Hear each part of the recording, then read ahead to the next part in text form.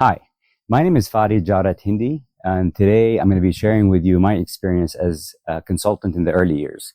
This is an unscripted video, so it's really going to be a reflection on these early years in consulting, especially for those that are considering going into a consulting career and are trying to weigh the advantages, disadvantages, and whether consulting is for them or not.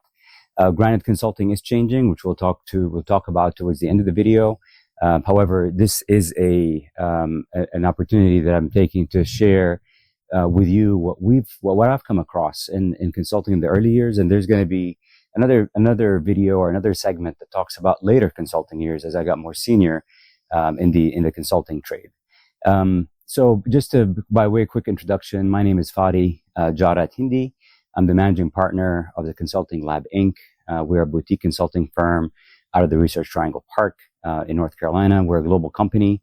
We're currently in 4 countries, delivering advisory services and academic services or training services across the globe in the area of AI and closing the AI literacy gap. But we take a scaffolding approach. I'm not going to make this video about the business. You're more than welcome to look at it. It'll be in the comments. But this is really more about relaying the experience and sharing with the younger generation some of the trials and tribulations and decisions that have led to entering the consulting years. Earlier, I talked about the early college years and some of the factors that have kind of shaped my life, I guess, in general. And towards the end of my career, one of the things, actually, I talk about this with my daughter and my son, my daughters and my son, the importance of actually getting practical experience. And we are currently seeing a lot of internships at the consulting lab from, I think we're about 6 or 7 interns right now. And we're very happy to provide that opportunity and experience for these young graduates that are about to graduate, because it sets them on a path to see what the real world is all about. So I think one of the what I share with my daughter and son all the time is that the importance of making sure that you actually apply some of the things that you've learned in your college, in the college years, or in your education, regardless of what form of education you take, in a real world scenario where there's revenue generation, and there's actual business activities. Because things really are different when you are not talking theory, you're actually talking application. So one of the things that I've been fortunate as an NC State graduate at the time, or somebody attending North Carolina State University, was to go through a cooperative education program called Co-op. And in the Co-op program, I did 1 full year with Bell Northern Research at the time, BNR. It's a Northern Telecom company. So basically a telephone switch and everything that's related to telephony back in the day.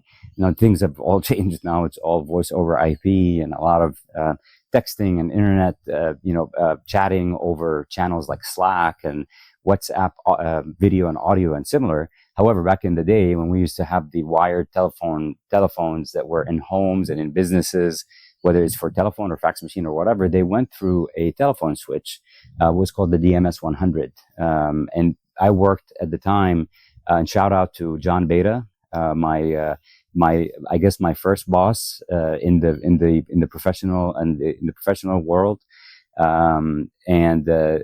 John Beta, I believe, is currently living in Asia. He's an amazing individual.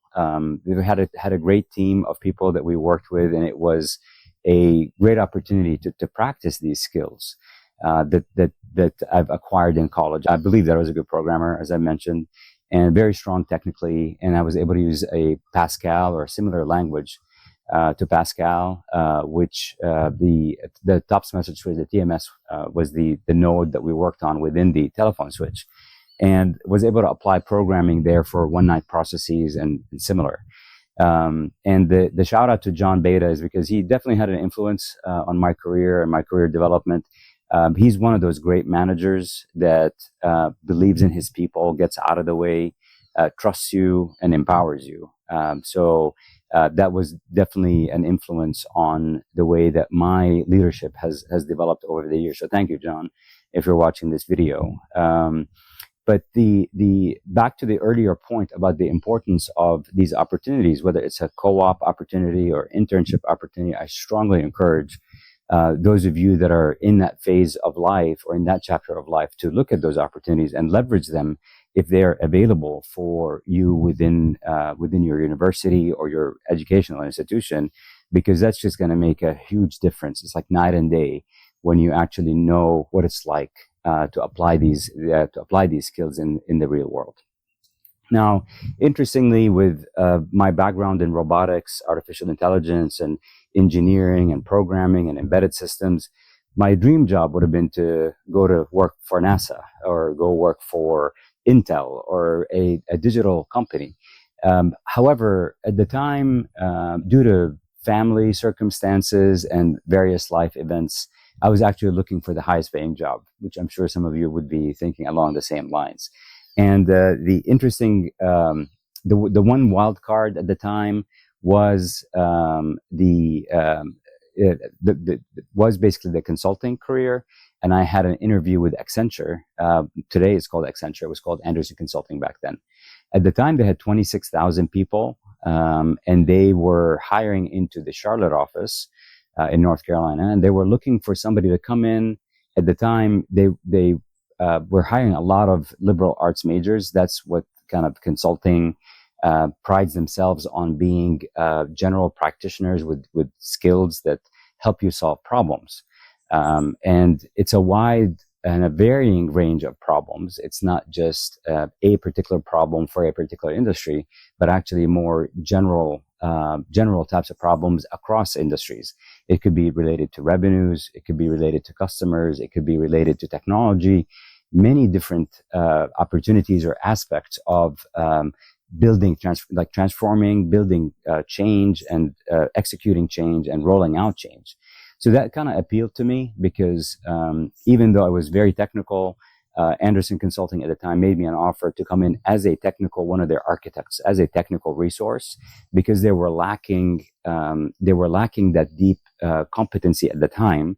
The majority of the people that were attracted to consulting were liberal arts majors, economy majors, and similar, and they wanted someone to come in with that deep technical lens to help train and help set some standards and help set some strong architectural, practices and guidelines for the company. So interestingly, from all the different offers, it attracted me the most because, well, first of all, it gave me the ability to continue to do technical and experience, use my technical skills. But in addition, it really appealed to me, this idea of having to work across many different industries and not to be locked in to a particular industry. And they made the highest offer, so I got to give it to them. At the time, it's for sure they were almost double some of the other offers that I got. I mean, they were intent on having me join too, because my first assignment was in St. Charles. St. Charles in Chicago is the facility, and I believe they still have it, for Anderson Consulting or Accenture, where they actually train all the new recruits, all the people that are coming out of college, on their methodology.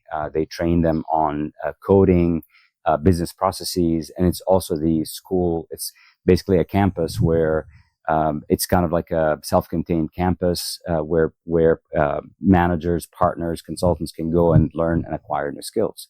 So for the first 3 months of my life, professional life, I did nothing but train on Summit 1 Ascendant, is what it was called at the time. It's Anderson's methodology back then. It was using small talk coding and helping people understand how to code effectively and how to write elegant code and more efficient code. And it was interesting because probably 90%, 95% of the people there were not technical. So it was really starting from foundations. And one of the things that I ended up doing while there was to actually establish kind of like a nightly class where people would come together and I would walk them through how do you code in C, starting from the beginning, like from loops and semantics, program structure, loops. Oh my God, this is bringing back memories. And even linked lists, pointers and double pointers. For those of you that remember that stuff, that's all like hardcore programming. A lot of it has been taken over now by Java and Python. Even Java now is complicated from what I hear. It's more Python is what people are using today, and now vibe coding and using large language models to do the coding themselves. But back then it was still in the writing the code, compiling it, and testing it and debugging it. So for 3 months I did that. We did many, I can't remember how many batches. Every 3 weeks we had a new batch of recruits coming in. But then after that, I ended up getting assigned to a financial services in Charlotte. So from a consulting, and I loved it. It was definitely it was definitely what it was cracked out to be. It's basically you go to different clients. Your assignments can range from weeks to months, some people years. And in that assignment, you're responsible for delivering certain business objectives for the customer or the client that you're working for. And in the early years, or like in the beginning of banking, it was really a lot of focus on call centers. So rolling out call centers, we're rolling out testing tools. So throughout that conversion life cycle, you have different roles and responsibilities as a consultant based on which area you're assigned to. So it could be in the requirements gathering, where you're meeting with the executives to collect requirements. It could be in testing, where you're responsible for string testing or user acceptance testing, or production deployment and rollout. And again, I was fortunate to be able to actually be an architect or a technical person that was assigned across the entire thing. One of the other things that I really enjoyed at the time was to act as a hacker. So I was going into networking closets in the evenings and trying to break into systems and break into networks to see if we can uncover vulnerabilities for the clients. So it kind of rolled from there. I'd have to say I've been again fortunate to have worked across so many different industries. So I did banking, of course, finance and banking. We did pharmaceuticals, we did retail, consumer products, manufacturing, and then from a healthcare, the provider side. So the actual hospitals and working in hospitals. One of the early systems that I worked on, which I was very proud of, was to automating medical records or digitizing medical records. So it's taking the paper-based medical records using high-speed scanners to scan those in, convert them through OCR to searchable documents. And we're talking about the mid-90s here. So this is, fairly a long time ago. And basically taking that and putting it on these, they were called the plexus optical platters. These were 100-year span or stamina, or they last 100 years. And what you do is you actually write, it's kind of like a laser disc, if you're familiar with that. It's a permanent medium, and it was these jukeboxes, these massive jukeboxes that every platter had a certain capacity. And when we scanned the charts, the system was from HBO and Company, HBOC, and it would convert that chart to digital that goes on that platter. And then this jukebox had, I can't remember, like 50, 100 platters in it. It was called Plexus, the Plexus technology, Plexus platters. And the jukebox would actually move these platters in and out of being available online. Because remember, this is not cloud. Not everything is available and online whenever you want it. You actually have to load the medium or the media when you want to use it. So the system was smart enough to know which charts went on which platters, and based on the front end, based on the physician wanting to look at certain medical records or X-rays or whatever the case might be, those would be loaded in. If it's not the current platter, it will go find the right platter and it will load it into the system. And then after from a consulting standpoint, after so many years with Anderson, I got recruited to Clarkson Consulting, which is also an amazing organization. And I worked with Clarkson for many years in consulting, 7 years. And there we did a lot of work on SAP and the ERP systems implementations. And I was, due to my technical background and my ability to kind of integrate systems. I mean, again, this is the same thread carrying from embedded systems forward.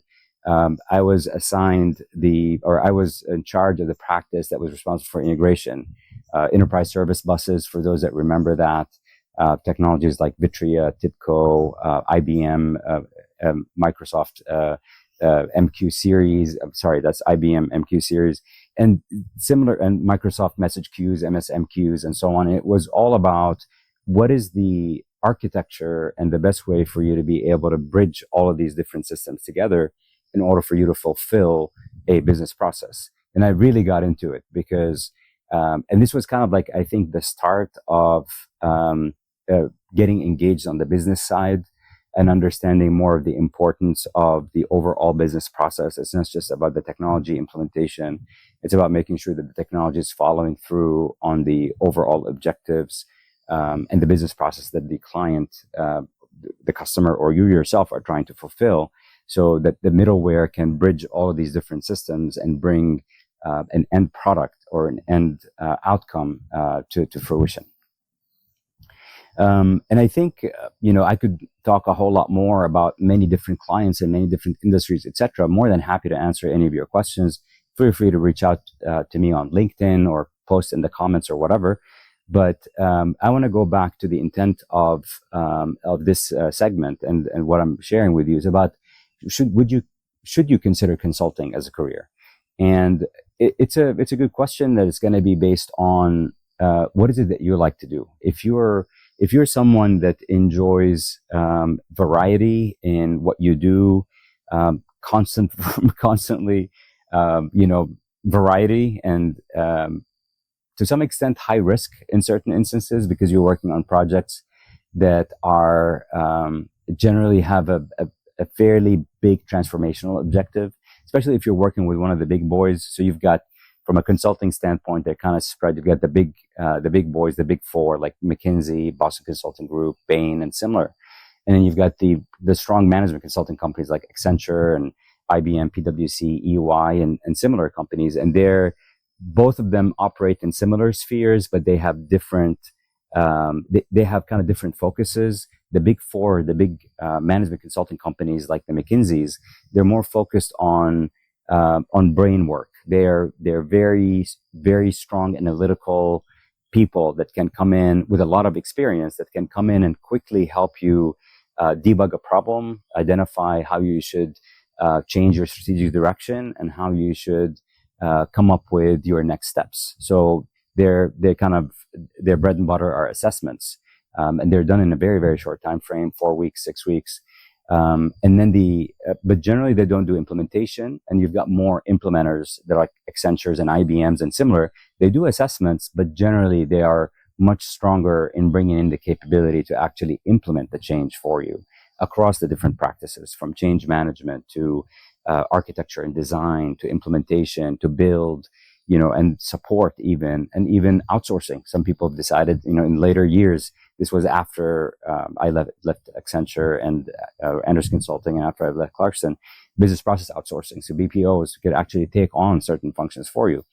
So with these two different classes of consulting companies, there are more classes, but just in general, you've got the kind of the high-end brain work and assessments and analysis and coming up with great ideas, disruptive ideas, etc. And the implementers. Generally, for both, you're still working across many different industries, many different problems. There's constant change, and I would say that would be the first thing that you have to be ready for if you're considering consulting. Are you okay with constant change? Now, certain parts of consulting are high stress and high risk. I went into those. You don't have to. Some people don't want the all-nighters, and they don't want the crazy lifts. Be it technology or business lift or whatever. I actually chose it. I kind of thrived on it. I enjoy the challenge. I enjoy bringing about massive change for organizations. I'm a builder, and that would be the other thing, is that you'd have to, if consulting is for you, do you want to be on kind of like the high risk, high impact, high stress kind of environment, or do you want to be more on the more I don't want to call it traditional, but more status quo maintenance side of the of consulting? And then the other aspect is about being able to work across industries. Are you comfortable with being assigned to healthcare one day, banking the other day? Now, mind you, some people do specialize. However, based on business, business trends and requirements, you will find that certain deals are going to require you to go deliver your expertise, and sometimes you don't really have a choice. You just got to do it because you are the only person with that particular expertise. So these would be some of the factors I'd say that the working across industries, being able to deal with constantly working from different engagements on different industries and so on. That is something that you have to definitely be something that excites you. And then I would say, kind of like to kind of bring this to a close, I would say that there's a lot to be had and there's a lot to learn from consulting. There's another side to it, which is more, I don't want to call it necessarily the politics, but in a way it's more of the diplomacy and political kind of maneuvering and skill set. As a consultant, you're going to have to be diplomatic, and you're going to have soft skills that necessarily engineers are not, they're not high on the list, but that is a requirement. You have to know how to be able to talk to clients, how to collect requirements, and even within the firm, how to manage your career, because ultimately you are responsible for your career. And if you're on the bench, you have to actually go look and make friends with other people, let them know what you can do, so that partners and managers and directors can actually think about you when engagements come up. That really appealed to me, by the way, the whole partner track, very similar to law practices, and the way professional practices like law and accounting and audit, as well as consulting, they have this partner track. You can be ultimately get equity in the company as you progress in your career. So that would be another factor, in addition to the other ones that I mentioned, that would be important for you to see. Is that something that excites you and something that you think that you will do well in as an individual? So to kind of bring this to conclusion and kind of summarize the things that we had talked about in the segment, I would say if you are someone that likes change, likes to work on different things, and not be necessarily working on one particular domain or industry, then consulting is probably for you. You have to also be ready to deal with the stress and the demands of consulting that will come about. And then finally, the softer side of consulting, the skills that are required for you to maneuver your career within the firm as well as externally, is going to be something that is definitely important. And it would be amiss to not mention that consulting, in the way that I've just described, is undergoing some serious disruption right now. And we believe that at TCLI, at the Consulting Lab Inc., we believe that we are a disruptor for the traditional consulting industry, because of all the large language models like ChatGPT and Perplexity and Claude and Gemini and Copilot and similar are bringing about a consultative type of assistance. So that consulting in the traditional sense is getting disrupted. So you have to also factor that in and think about it. We don't have an answer yet. We're in the journey right now as TCLI in figuring out how we're going to disrupting the consulting industry. And by the way that we're doing it is by making an academy available. So we have two branches to our business. We have the traditional advisory side and the academy side. And the way that we're disrupting is to say that the traditional way of coming in, doing an assessment, giving you a deck and leaving, or doing an assessment and then implementing it, or taking an assessment and implementing it and then just train your people and walk away, I think that's kind of dying. The future now is about more partnering with the client. So looking at how can we actually how can we teach them how to fish? It's not just about coming in with the expertise and fishing for them. So that's where the academy comes in. We're closing we're closing the AI literacy gap. But because we are, because we always take a an approach of trying to understand how to build something that's lasting. We're taking a scaffolded approach in the academy. So we start with foundation, where we talk about behavior and people and skills, kind of like that softer side that I was talking about earlier. We cover that in the academy. Then we cover business process and business acumen. Do you understand financials? Do you know about P&L? Do you understand why the organization has to transform? What is disruption? What is innovation? What is continuous improvement? Do you know these things and do you understand what they mean? And build that on top of the soft skills. Then the third layer is where we come in with AI competency, like large language models, AI prompt engineering, vibe coding, whatever, AI prototyping, whatever it is that would be added as a third layer. The challenge that we see right now, whether in like the way that AI is being taught today, is that it's being taught in isolation of other things. So it's great, whether it's you watch a YouTube video or you take a Coursera course or whatever the case might be, or you go back to continuing education like at NC State or UNC Chapel Hill or other places and take a course, you don't know how to apply that within the whole. And what we want to do with TCLI Academy is actually give you that whole approach, in addition to giving you access to experts. So we have office hours. We've got about 12 faculty members right now, between faculty, professors, I guess, faculty and adjunct faculty in the academy. But we want to give you access to those experts on a weekly basis, so you can ask questions. So if you have they have office hours, and if you have a real transformation problem that you're working on, you can bring it. You can book time with one of these experts, and they will provide you those answers. And then, given that I've been in startups over the past 8 years, and we'll talk about this at some other time, but we also have a track for startup founders because I'm personally am tired of seeing money wasted away and people's lives being wasted away, and dealing with depression at the end of it when things don't work out. And we want to find a better way for these startup founders to go about the 0 to 1 journey, or scaling up for that matter. Thank you very much for watching this video and spending the time with me here. If you have any questions, love to hear from you. Reach out to me on LinkedIn. You can also connect with us on our website or through the academy. And we look forward to speaking with you and talking about your challenges, talking about your career goals.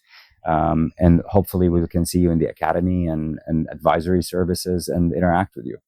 Thank you very much.